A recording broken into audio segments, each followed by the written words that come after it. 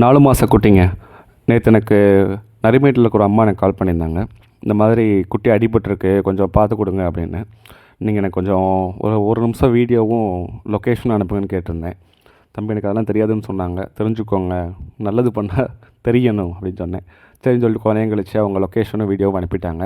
புகழ் அந்த ஏரியா தான், அவரை அந்த டாக் இருக்கிற ஏரியாவுக்கு பக்கத்து ஏரியா தான், கொஞ்சம் பக்கத்தில் தான். ஸோ அவருக்கு சொல்லியிருந்தேன் போய் பாருங்கண்ணா என்னென்னு பார்த்துக்கிட்டு வாங்கன்னு சொல்லியிருந்தேன். நேற்று போய் பார்த்துருக்காரு. பட் 2 வீலரில் சின்ன அட்டைப்பெட்டி கொண்டு போயிட்டார், ரொம்ப குட்டின்னு நினச்சி. பார்த்தா கொஞ்சம் பெருசு, அட்டைப்பெட்டி வைக்க முடியல. சரின்னு சொல்லிட்டு இன்றைக்கி பிளான் பண்ணோம்.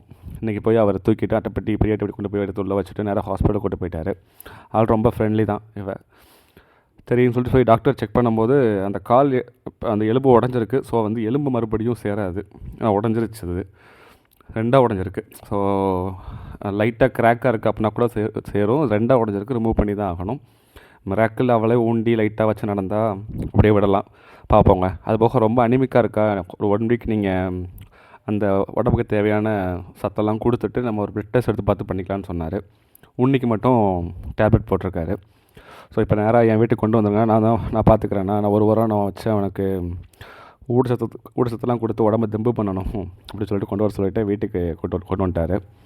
ஸோ இந்த 1 வீக் பார்த்திங்கன்னா எப்போவுமே ஒரு ரெஸ்க்யூ பண்ணோம்னா ஃபஸ்ட்டு ஸ்டெப் அந்த பூச்சிக்குரிய மாத்திரை கொடுத்துட்றோம். அது கொடுத்துட்டேன், நல்லா சாப்பிட்றா. இனி எப்படி பாத்ரூம் போகிறான் பார்த்து முடிவு பண்ணணும். நான் அப்டேட் பண்ணுறேங்க. நன்றி.